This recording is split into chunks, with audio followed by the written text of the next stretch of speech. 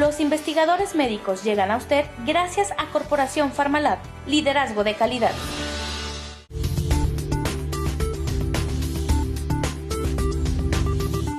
Gracias por continuar con nosotros en el programa Los Investigadores Médicos. Le invito a que nos siga a través de nuestras redes sociales. Nos encuentra bajo ese mismo nombre, Los Investigadores Médicos. Hablando de epidemias y pandemias, cuáles están presentes en el mundo y cuáles no, cómo Guatemala se encuentra en referencia de estas dos situaciones. Para eso está listo el doctor Jacobo Aguilar. Al incursionar en el mundo de las enfermedades infecciosas se hace necesario hablar de epidemia y pandemias. Recuerden que epidemia es algo que ocurre a nivel de una región y las pandemias ocurren a nivel del globo completo y de ahí deriva la importancia de una u otra. Para esta parte del bloque está conmigo, además del doctor Carlos Mejía, la doctora Johanna Samayoa. La doctora Samayoa es médico internista, es médico además infectóloga, esa es su especialidad, y en la actualidad es coordinadora de la clínica de VIH-Sida. Doctora, bienvenida. Muchas gracias por la invitación. Claro que sí, doctora, bienvenida y gracias por estar aquí con nosotros porque se hace importante dar a conocer todas estas condiciones. Doctor Mejía, que ya estuvimos en la primera parte hablando de las bacterias, virus, de su clasificación. ¿Qué es importante saber cuando uno se refiere a condiciones epidémicas o pandémicas? ¿Ante qué estamos hablando cuando nos referimos a esos temas? Sí, yo creo que esto es muy...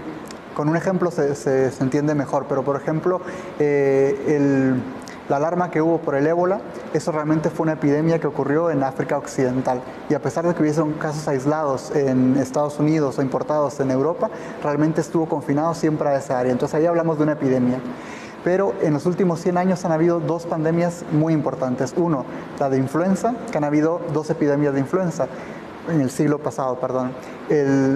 La famosa gripe española en 1918 y 1919, que mató más personas que la Primera Guerra Mundial. De esa importancia son, y afectaron a todo el globo. Y una segunda epidemia de influenza en 2009, por una cepa H1N1. Y la otra gran epidemia, que tal vez es la que la podremos ahondar más, es la epidemia de VIH-Sida, que ocurrió en los años 80, a principios de los años 80. Importantísimo esta parte de cuando hablamos de estas pandemias. ¿Qué más hay de información que es importante, probablemente relacionado con cómo se manifiestan, cómo se contraen, qué ocurre alrededor de eso? Como dijo el doctor, pues una de las pandemias pues, que más nos afecta es la del VIH, ¿verdad? Es una infección de transmisión sexual o por vía parenteral cuando hablamos de transfusiones o en usuarios de drogas cuando se utilizan drogas intravenosas sin ninguna precaución, ¿verdad? Y tenemos que tener claro que esto está afectando a nivel mundial. Es una enfermedad que está presente en todos los países y obviamente dependiendo de cada país así va a ser la forma en que se pueda abordar, porque no es una enfermedad que tenga hasta este momento cura, pero lo importante aquí es el acceso a la medicación para poder tener un control.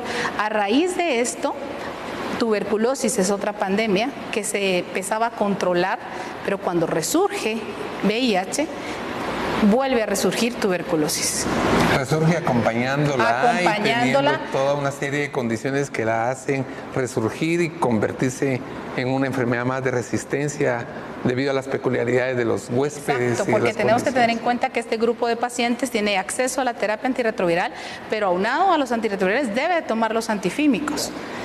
Y una mala toma, alguien que va a ser poco adherente a los antirretrovirales posiblemente va a ser poco adherente a la terapia antifímica y además de eso debe de estar tomando algunos otros medicamentos más como profilaxis. Entonces, entre más pastillas maneja el paciente, menos adherencia va a tener y esto sí se puede ver afectado en tuberculosis con cierto grado de resistencia, ¿verdad? Claro. Entonces eso complica. Las cifras siempre son importantes. Cuando hablamos de cifras a nivel de VIH, ¿de qué magnitud estamos hablando?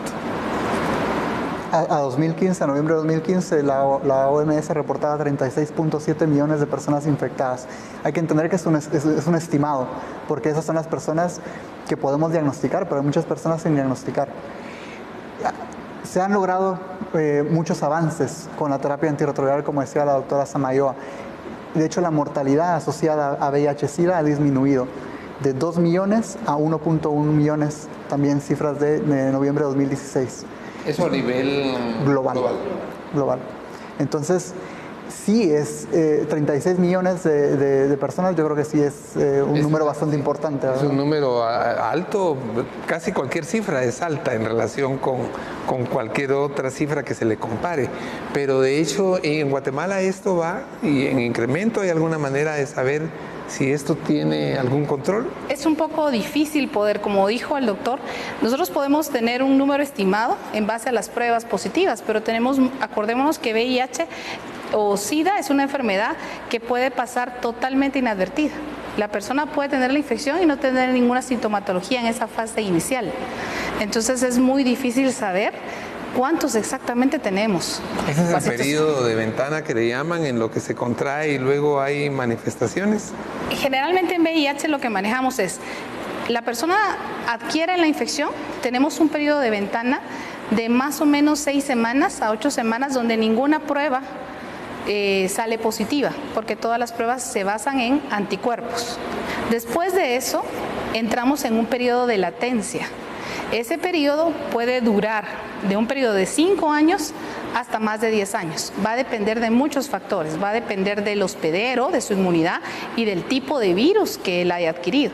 Porque también ya hay virus de VIH que son resistentes de forma primaria, ¿verdad? No, muchos ya no, ni siquiera, si se infectaron de un paciente que tenía un virus de VIH resistente a la terapia, ya ese paciente tiene un virus resistente. Entonces, de eso va a depender ese periodo. Ese periodo es el que nosotros llamamos, que es ese periodo donde uno dice de progresión. Entonces lo podemos clasificar en 3 grupos. Los progresores rápidos son aquellos que desde que se infectan hasta que desarrollan la enfermedad, 5 años. Los intermedios, desde que se infectan hasta que desarrollan ya síntomas de SIDA, 10 años. Y los lentos, más de eso. Nuestra población se maneja en el rango de intermedios. O sea que asumimos que las personas que estamos diagnosticando ya en fase SIDA o VIH avanzado en el 2017 se infectaron aproximadamente en el 2007. Claro, y a todo eso se suma toda una necesidad de controles, en fin, que lo vamos a abordar en un siguiente segmento, pero que hace importante que ya empecemos a platicar y hacer consideraciones sobre esta condición, ¿verdad, doctora? Porque es algo que ya se estableció, no es algo que se pueda vislumbrar a un plazo que vayamos a tener como control sobre esa pandemia. A ver, yo creo que lo que hace falta es voluntad política para poder tener un control sobre la pandemia, porque ya existe terapia y los pacientes que están tratados no solo están controlados de la enfermedad y por tanto también no transmiten. Entonces, la mejor forma de evitar futuras infecciones es tratar a los pacientes que ya sabemos que tienen VIH, porque los podemos suprimir y por tanto no van a transmitir la enfermedad. Entonces, lo que hace falta es voluntad política para crear políticas en donde se asegure que los pacientes tengan acceso a la terapia que ya existe. Claro, en esta parte vamos a pasar en el siguiente bloque a hablar de eso, ¿verdad? Con qué recursos se cuentan para poder ir contrarrestando toda esta condición de pandemias y estas afectaciones tan complicadas que vienen a minar la vida y la salud y la economía de la población en general. Así es que en el siguiente bloque usted va a conocer cuáles son las propuestas que hay y en qué caminos se encuentran para poder generar conciencia entre las poblaciones profesionales, la comunidad nacional, internacional y todos aquellos que tienen que ver con políticas de salud. Así es que continúe con nosotros porque este bloque es crucial e importantísimo. Dato importante. Se trata de una epidemia cuando la presencia de cierta enfermedad se limita a una determinada región. La palabra viene del griego epi, que significa sobre, y demos, que significa pueblo. La palabra pandemia viene del griego pan, que significa todo, y demos, que significa pueblo. Una pandemia es una epidemia que se extiende a lo largo de una gran región. Puede ser un continente o a lo largo del mundo. ¿Sabía usted cuáles son las 5 enfermedades infecciosas que más decesos han causado en el mundo? Se lo presento en la siguiente nota. Según la OMS, la mayoría de los fallecimientos por enfermedades infecciosas, casi el 90%, están provocados solo por unas pocas enfermedades. Hoy en día, estas mismas siguen causando muertes a un ritmo alarmante en los países subdesarrollados. Provocan más de la mitad de todas las defunciones prematuras, causando sobre todo la muerte de niños y adultos jóvenes. A continuación les presentamos las 5 más preocupantes. La neumonía es un tipo de infección respiratoria aguda que afecta a los pulmones. Se calcula que la neumonía mató a unos 920.136 niños menores de 5 años en 2015, lo que supone el 15% de todas las defunciones de niños menores de 5 años en todo el mundo. La tuberculosis es causada por una bacteria que casi siempre afecta a los pulmones. Se transmite de persona a persona a través del aire. Cuando un enfermo de tuberculosis pulmonar tose, estornuda o escupe, expulsa bacilos tuberculosos al aire. Basta con que una persona inhale unos pocos bacilos para quedar infectada. En 2015, 10.4 millones de personas se enfermaron de tuberculosis y 1.8 millones murieron por esta enfermedad. El paludismo o malaria es una enfermedad potencialmente mortal causada por parásitos que se transmiten al ser humano por la picadura de mosquitos hembra infectados del género Anopheles. En 2015, el paludismo se siguió transmitiendo en 91 países y áreas. Entre 2010 y 2015, la incidencia de la enfermedad se redujo en un 21% a escala mundial. El sarampión es una de las principales causas de muerte entre los niños pequeños, a pesar de que hay una vacuna segura y eficaz para prevenirlo. En 2015 hubo 134.200 muertes por sarampión en todo el mundo, es decir, cerca de 367 por día o 15 por hora. Los niños pequeños no vacunados son quienes corren mayor riesgo de sufrir el sarampión y sus complicaciones, entre ellas la muerte. El VIH sigue siendo un importante problema de salud pública mundial, después de haberse cobrado más de 35 millones de vidas hasta ahora. En 2015, 1.1 millones de personas fallecieron a causa del VIH en todo el mundo. A finales del 2015, había 36.7 millones de personas infectadas por este virus en todo el mundo. Este se puede transmitir por el contacto de diversos líquidos corporales de personas infectadas, como la sangre, la leche materna, el semen o las secreciones vaginales. No es posible contagiarse a resulta de contactos del tipo corriente y cotidiano, como pueden ser los besos, abrazos o apretones de mano, o por el hecho de compartir objetos personales, alimentos o bebidas. Es momento de ir a unos consejos de salud, pero si sí se queda con nosotros, le prometo que estaremos conversando a lo ver de qué herramientas cuenta Guatemala para poder tratar todas estas enfermedades y cómo los flavonoides influyen en nuestro sistema inmune.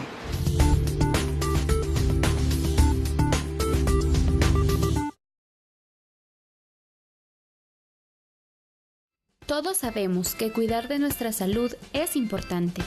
Una correcta alimentación nos ayuda al cuidado de nuestra salud, ya que consumiendo los alimentos adecuados obtenemos los nutrientes que nuestro cuerpo necesita para defenderse de las enfermedades. Lastimosamente, el ritmo acelerado de nuestras actividades no nos permite cuidar de nuestra alimentación, dejando de consumir los nutrientes adecuados, desequilibrando así las células de nuestro cuerpo, dejando el paso libre a enfermedades crónicas. ¿Qué hacemos entonces? Un grupo de científicos especializados preocupados por nuestra salud crearon Limtox. Limtox es un producto desarrollado específicamente para regenerar las células de nuestro cuerpo, desintoxicándolas de modo que transforma nuestro cuerpo en un organismo tan saludable, capaz de prevenir enfermedades crónicas como cáncer, hipertensión arterial, diabetes y muchas enfermedades. Limtox regenera nuestras células a través de la desintoxicación celular, para luego hacerlo en nuestros órganos y por último lograr el equilibrio en todo nuestro organismo. Te explicaré cómo se logra esto.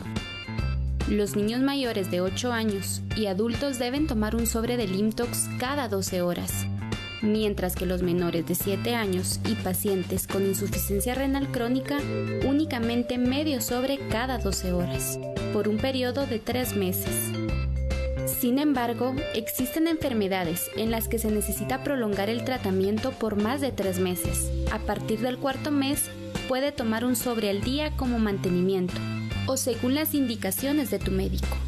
En este periodo de tratamiento, Limtox regenera y desintoxica nuestro cuerpo en 5 niveles. A nivel del estrés oxidativo, eliminando radicales libres y protegiendo la célula del daño ocasionado. A nivel celular, protegiendo las células sanas y equilibrando selectivamente las células enfermas. A nivel neuronal, elevando el nivel de producción de energía, mejorando la comunicación entre una neurona y otra. A A nivel inmunológico, protegiendo al organismo de toxinas, fortaleciendo y reparando el sistema inmunológico.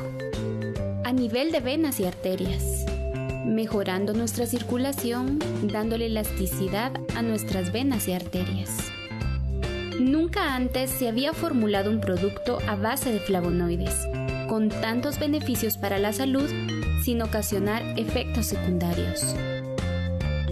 Limtox le devuelve naturalmente el equilibrio a cada una de tus células. Mamá, me duelen los brazos. Ay, mijo, necesitas algo para los huesos. Ay, mamá, pero todas las medicinas saben feo. Para huesos sanos y fuertes necesitas calcio vitaminado PS Pharma con un delicioso sabor vainilla. ¡Genial! Elaborado por científicos calificados y a precios accesibles. PS Pharma, siéntete bien.